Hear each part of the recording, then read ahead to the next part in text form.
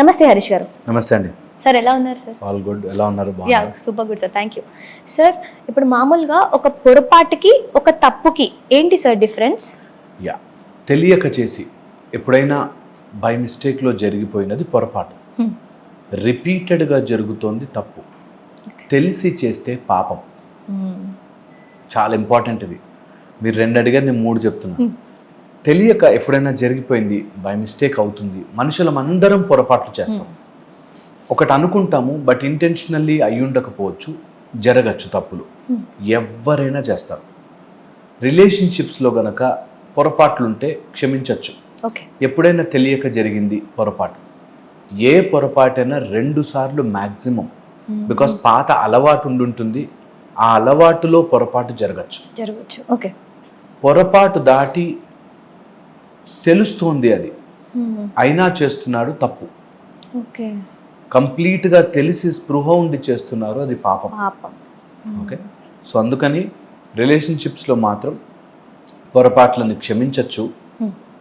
తప్పుని ఒకసారి మందలించో, తప్పుకి సంబంధించిన సామదాన భేద దండోపాయాలు వాడుకోవచ్చు. ఒకవేళ తెలిసి చేస్తే ఇంకా వదిలించుకోవడమే నయం. ఇది రిలేషన్షిప్లో నువ్వు ఎలాంటి దానికి తీసుకున్నా సరే, రిలేషన్షిప్ సంబంధించి ఫైనాన్షియల్ మ్యాటర్స్ కానీ, రిలేషన్షిప్కి సంబంధించిన మనుషుల మధ్యలో బంధము గురించి కానీ, లేకపోతే ఎనీవేర్ వాట్ ఎవర్ అందులో ఫ్యాక్టర్స్ తెలియకుండా జరిగిపోతే క్షమించవచ్చు ఒకసారి. 2 సార్లు మ్యాక్సిమం. దాన్ని దాటాక కూడా వాళ్ళు అదే చేస్తున్నారంటే they are intending to do it. Okay, so కొంతమందికి ఏమవుతుందంటే తప్పు చేస్తారు, తర్వాత రియలైజ్ అవుతారు, అరే నేను చేశానే అని చెప్పి. చేసేటప్పుడు కూడా తెలుస్తుంది వాళ్ళకు కొంచెం, అది ఇలా చేస్తే వాళ్ళు బాధపడతారేమో అని. కానీ సమ్ ఫ్యాక్టర్స్ వల్ల, కొంత అలవాటు వల్ల, కొంత పర్లే నేను ఎక్స్ప్లెయిన్ చేసుకుంటాను, ఇది చెయ్యడం ఇప్పుడు కరెక్టేలే అని తప్పు చేస్తారు. నేను ఒక ఎగ్జాంపుల్ చెప్తే అర్థమవుతుంది. ఒక ఆయన వాళ్ళ వైఫ్కి తెలియకుండా కొంత డబ్బు తీసుకెళ్ళి ఫ్రెండ్కి ఇచ్చాడు. వాడు కొంచెం ఎగ్గొట్టేశాడు. నెక్స్ట్ టైంకి వాళ్ళ వైఫ్ చెప్పింది, అట్లా ఎవరికి ఇవ్వద్దు అట్లాగా డబ్బులు, నువ్వు ఎవరికి ఇచ్చినా కూడా డబ్బులు వెనక్కి రావు, మోసపోతావు. రెండోసారి ఆమె ఇట్లా అంటదని తెలిసి వాళ్ళ ఫ్రెండ్ అడిగితే చెప్పకుండా ఇచ్చేశాడు. ఓకే, సమ్హౌ అది ఏం కాదు, వచ్చేస్తుంది, ఒక 2 రోజులు అడ్జస్ట్మెంట్ అనే దాంట్లో ఇచ్చాడు. నేను ఇచ్చేస్తారా 2 డేస్లో అన్నట్టు. అప్పు ఇద్దామని కాదు, దాంట్లో ఏదో వడ్డీ వస్తుందని కాదు, ఇస్తాడులే ట్రాన్సాక్షనల్ అన్నట్టు. నేను చెప్పాను కదా నీకు ఇవ్వద్దని, అయినా ఇస్తున్నావేంటి అని, అది తప్పు కింద మారింది. ఇప్పుడు పొరపాటు, మిస్టేక్ ఇచ్చాను, వాడు ఇస్తాడనుకున్నా ఇవ్వలేదు, ఆ పొరపాటు కాస్త తప్పుగా మారిపోయింది. ఇంకొంతమంది ఉంటారు, కావాలని డబ్బుని వ్యసనము కోసము, జూదము కోసము, దేనికో దాంట్లో ఇన్వెస్ట్ చేస్తున్నాం అనే దాంట్లో అన్ని రాంగ్ సైడ్లు పెట్టేసి అవగాహన రాహిత్యంతో అది పోతుంది అని తెలిసి కూడా చేస్తారు, అది పాపం. సో ఇంత క్లియర్గా ఎనీ రిలేషన్షిప్లో పెట్టుకోవాలి. ఇవి క్లారిటీ ఉంటే మనకు రిలేషన్షిప్లో డౌట్లు రావు, రిలేషన్షిప్లో ఎక్కడ నిర్ణయం తీసుకోవాలో తెలుస్తుంది. నా దగ్గరకు వచ్చేవాళ్ళు చాలామంది ఈ తప్పు దగ్గర, పాపం దగ్గర మిగిలిపోయి ఆగిపోతారు. ఇప్పుడు ఆగాలా వద్దా, ఉండాలా వద్దా, వాడిని క్షమించాలా వద్దా. క్షమించడం క్షమించకపోవడం ఈజ్ అ పర్సనల్ లెవెల్. నువ్వు బాధపడకపోవడంకి యూజ్ అవుతుంది ఇది. సపోజ్ ఒకడు పొరపాటు చేశాడు, బాధపడకు, ఫర్గివ్ దెమ్. ఒకడు తప్పు చేస్తున్నాడు, ఒక మిస్టేక్ అయిపోతుంది, కావాలని చేస్తున్నాడు, వాడిని ఆ క్యారెక్టర్లో కరెక్ట్ చేయగాని నువ్వు బాధపడు. అరే నేను ఎంత చెప్పినా మా ఆయన వినడే, మా ఆవిడ వినదే, అందులోకి వెళ్ళకు. You try to change that fellow. Third, పాపము చేసే వాళ్ళని నువ్వు మార్చాలని ప్రయత్నం చేసి డ్రైన్ అయిపోతావు, కానీ వాళ్ళు మారరు. పాయింట్లెస్. అక్కడ ప్రయత్నం చేసి అనవసరమైన pressure, time waste, energy waste, వాళ్ళ ఓపిక వేస్ట్. ఓకే, సో ఇంతే సింపుల్గా దీన్ని తీసుకోవచ్చు. నేను ఇంకొక అడుగు పైకి వెళ్ళి చెప్తా. ఒకవేళ ఇలాంటి మనకి వ్యసన రూపంలో కానీ, అంటే ఆల్కహాల్, డ్రగ్స్, లేకపోతే వేరే జెండర్ అట్రాక్షన్స్తో ఉంటే ఖచ్చితంగా అది పాపము కిందకే కౌంట్ చేసుకోవాలి. అది ఉండదు. అది ఎన్ని రోజులు మనకు చాలా ఓపిక కావాలి అది సెట్ చేసుకోవడానికి. వెంటనే take legal help, police help. ఒకవేళ డ్రగ్ ఎడిక్ట్స్ అట్లా ఉంటే టోల్ ఫ్రీ నెంబర్స్ ఉన్నాయి. ఇప్పుడు కాల్ చేసి డీ అడిక్షన్ సెంటర్స్కి వెళ్ళి దాన్ని డీల్ చేయాలి. అయ్యో మారుతాడేమో, చెప్తే అర్థం చేసుకుంటాడేమో, అలాంటి దాంట్లోకి వెళ్ళొద్దు, టైం వేస్ట్ చెయ్యొద్దు. చాలా మంది అదే మిస్టేక్ చేస్తారు సార్, మారుతారు మన వాళ్ళే కదా. సంవత్సరాలు జరిగిపోతాయి, 1-2 కాదు, సంవత్సరాలు తరబడి అందులోనే ఉండిపోతారు. Which will always spoil.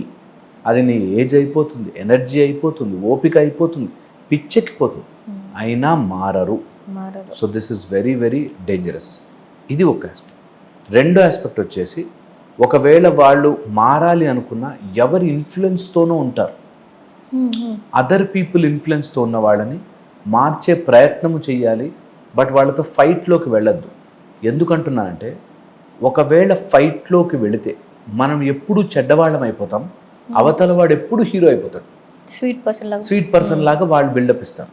So అందుకని తప్పు చేస్తున్నారు, నేను తల్లిదండ్రులకు చెప్తాను మాట, తప్పు చేస్తున్నాడు కొడుకు కూతురు, తప్పు దారిలో పడ్డారు, వీళ్ళు వాళ్ళని కరెక్ట్ చేసే దాంట్లో కోపం చూపించి, అగ్రెషన్ చూపించి, కొట్టి రూమ్లో బంధించి చేస్తారు.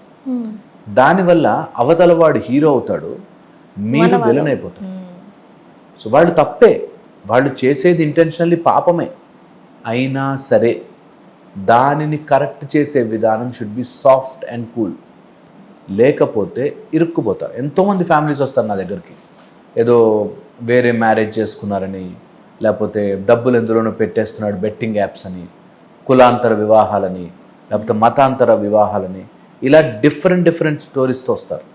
ఏది వచ్చినా వాళ్ళ మీద కోపం చూపించి పగ పెంచుకుని వాళ్ళతో ఫైట్ చేస్తే అల్టిమేట్లీ మిగిలేది మీరు చెడ్డగా విలన్గా, అవతల వాడు మోసం చేసేవాడు హీరోగా మిగులుతాడు.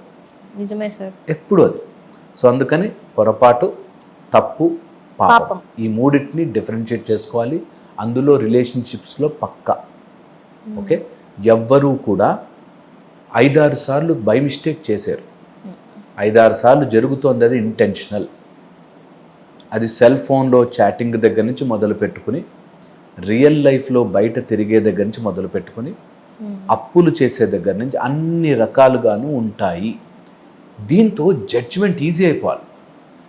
మనుషులుగా మనం చేయగలిగింది ఏంటంటే, ఏదైనా తెలుసుకుని దాని మీద విచక్షణ పెంచుకోవడం, దాన్ని కొంచెం అండర్స్టాండ్ చేసుకుని దాని పైనకి ఎదిగి ఆలోచించడం. దానికి ఇవన్నీ ఇన్ని క్లాసులు చెప్పేది కూడా ఒక తెలుసుకుని, దీని గురించి నేను ఎక్కువ ఆలోచించి టైం వేస్ట్ చేసుకోదలుచుకోలేదు అనేది తెలుసుకోవాలి. చాలామందికి అది అర్థమైనా ఏంటో చేయలేరు సార్, ఏంటో చేయలేరు, కష్టమైపోతుంది. కష్టమైనా సరే అది ప్రయత్నం చేస్తే ప్రశాంతంగా ఉంటారు. చాలా మంది ఇట్లా ట్రస్ట్ చేసి అరే మారుతారు అని ఒకటి, అరే వీళ్ళు ఏం సరేలే మన వాళ్ళే కదా అని ఒకసారి ఇట్లా లైట్ తీసుకుంటారు చాలా మట్టికి. చేసి చేసి చేసి మోసపోతాం.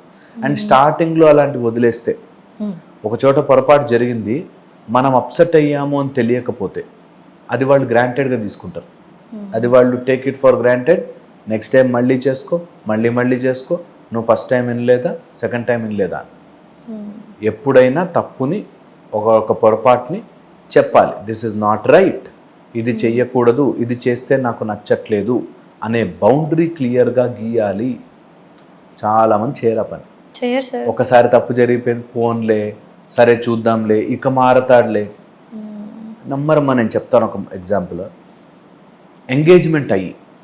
ఎంగేజ్మెంట్ నుంచి మ్యారేజ్ లోపల 100 గొడవలు, డబ్బుల కోసము, లేకపోతే కట్నం కోసము 100 గొడవలు. అయినా పెళ్ళయ్యాక మారతారులే అని. ఎలా మారతాడు? నీకు ఇంకా ఎంగేజ్మెంట్ అవ్వగానే నీకు కట్నం కోసం వేధింపులు చేస్తుంటే వాడు పెళ్ళయ్యాక ఎలా మారిపోతాడు? ఛాన్సే లేదు కదా. ఎంగేజ్మెంట్ అయ్యి ఒక అతను ఆ కాబోయే భార్య పార్టీకి తీసుకెళ్ళి అక్కడ ఇన్సల్ట్ చేసి, నువ్వేంటి ఇట్లాంటి బట్టలు వేసుకొచ్చావు, నీకేం బుద్ధి ఉంది, నీకేంటి ఇదే అంటే, అయినా పెళ్లి చేసుకున్నాం. సో నీకు రెడ్ లైట్ కనిపించిన చోట, ఆ రెడ్ ఫ్లాగ్ కనిపించిన చోట స్టాప్.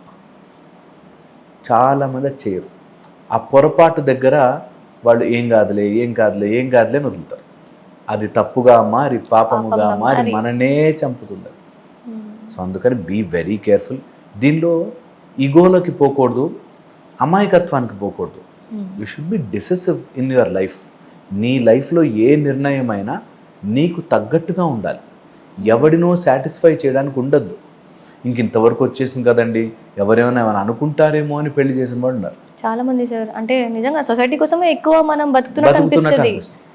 వాడెవరో అనుకుంటారని కూతుర్ని తీసుకెళ్ళి అట్లాగా, కొడుకుని తీసుకెళ్ళి ఇట్లాగా ఎందుకు చేస్తారమ్మా అంటా నేను. ఎవరెవర్ తెలియకుండానే సొసైటీ ప్రెషర్ వల్ల, ఫ్యామిలీ వాళ్ళు ఏమనుకుంటారు అనో పొరపాట్లను వదిలేస్తాం. అది కాస్త పెద్దగా మారిపోతుంది. దెన్ అది టార్చరస్గా మారుతుంది లైఫ్లో. సో వెరీ కేర్ఫుల్ రిలేషన్షిప్స్లో ఉన్నప్పుడు. ఆ సందర్భాన్ని బట్టి ఆ ఆలోచించే విధానం మారాలి, అర్థం చేసుకోవాలి ఎక్కడ మనం బిహేవ్ చేయొచ్చు. అది రూడ్గా అవసరం లేదు తెలుసా. తప్పు నువ్వు చెప్పాలి అంటే అరుచుకునో కొట్లాడుకునో కాదు, చాలా క్లియర్గా విత్ బౌండరీ క్లియర్గా చెప్పచ్చు. వాళ్ళు మారట్లేదు అని తెలిసినప్పుడు సెన్సిబుల్గా ఆలోచించవచ్చు. ఇంకా మారనప్పుడు నేను అనవసరంగా దీనిలో ప్రొసీడ్ అవ్వను, అట్లీస్ట్ ఇక్కడ నేను ప్రెషర్ పడను అని తెలుసుకోవాలి. చాలామంది చెయ్యరు, సఫర్ అవుతారు. సార్ ఇలాంటి మిస్టేక్స్ని మనం క్షమించవచ్చు అనడానికి అంటే ఒక 2-3 ఎగ్జాంపుల్స్గా ఇవి క్షమించండి, ఏ మాత్రం క్షమించొద్దు అంటే ఎలాంటి వాటి గురించి చెప్తారు? చాలా ఇంపార్టెంట్ చెప్తాను నేను. వాళ్ళకి సంబంధించింది మీరు క్షమించవచ్చు. చాలా మటుకు నాకు నేను ఫ్యామిలీ గొడవలు వచ్చినప్పుడు అతను బాధ్యత తీసుకోడండి, ఖాళీ కూర్చుంటాడు, నేనే అన్నీ చూస్తున్నానండి, ఎంత తప్పండి అట్లాగా అంటారు. అతను ఖాళీగా కూర్చోవడం ఈజ్ నాట్ యువర్ ప్రాబ్లం. నువ్వు ఎక్కువ వర్క్ చేస్తున్నావు నీ ప్రాబ్లం. ఓకే, సో అవతల వాడు రిలాక్స్డ్గా మెల్లిగా నెమ్మదిగా వాడు పనులు చేసుకుంటున్నారు, is not a problem. Okay, ఇంకొకటి వాళ్ళు ఎర్న్ చేసుకుని వాళ్ళ పరిస్థితుల్లో వాళ్ళు డీల్ చేసుకుంటున్నారు. ఆ ప్రాబ్లమ్ని మనం కరెక్ట్ చేయాలని, అది తప్పని అనుకోకూడదు. 99% రిలేషన్షిప్లో ఇవే ఉంటాయి. దట్ వీళ్ళకి నచ్చినట్టుగా వాళ్ళు బతకట్లేదు కాబట్టి అది తప్పు అని చూపిస్తారు. అలా అవుతుంది. అది నెంబర్ 1. సెకండ్ వచ్చేసి కొన్ని రకాల వాళ్ళకి నచ్చిన విషయాన్ని మనం ఇగ్నోర్ చేసేయచ్చు. వాళ్ళకి ఇష్టం ఆ పని చేయడం, వాళ్ళకి చాలా ఇష్టం. ఇప్పుడు ఒక అతను చూసాను నేను, ఫ్రెండ్స్తో వీకెండ్ ఎంజాయ్ చేస్తాడు. ఆ ఎంజాయ్మెంట్లో ఒక 10-15 వేలు ఎక్స్ట్రానే ఖర్చు పెడతాడు. బట్ హీఈస్ ఎర్నింగ్ అంతా. వీకెండ్ నా టైం, నేను ఎందుకు దాని గురించి పాడు చేసుకోవాలి, నా లైఫ్ నేను ఎంజాయ్ చేస్తా, ఏం దాచిపెట్టుకోవాలి డబ్బులు అన్నట్టు.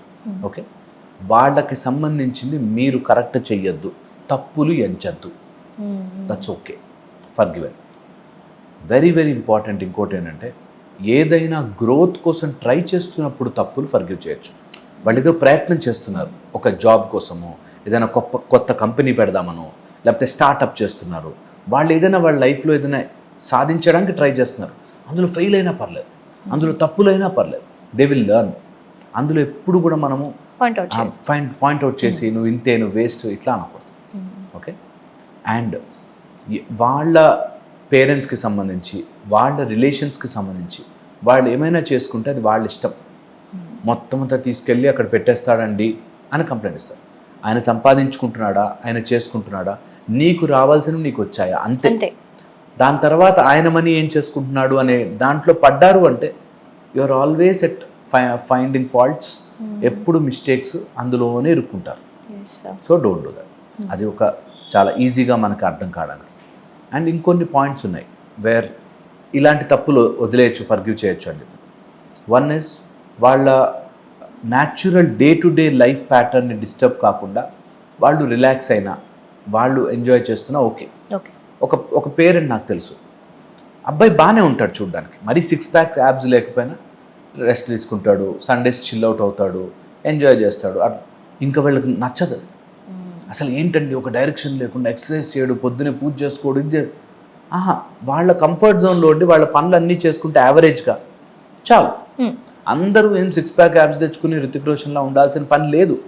ఓకే, అలాంటి విషయాల్ని ఇది పొరపాటు, ఇది తప్పు, ఇది తప్పు, ఇది తప్పు చేయండి. ఇంకొక లాస్ట్ పాయింట్ చెప్తాను, దట్ వాళ్ళ పొరపాటుని వేరే వాళ్ళ ముందు కరెక్ట్ చేయొద్దు. ఇది కూడా చాలామంది చేస్తారు. దట్ మావాడు వినడండి, నా భార్య ఎంతేనండి, నా భర్త అసలు వేస్ట్ అండి అని వీళ్ళ పొరపాట్లని వేరే వాళ్ళ ముందు ఎత్తి చూపిస్తుంటారు. అది ఎప్పుడూ చేయకూడదు.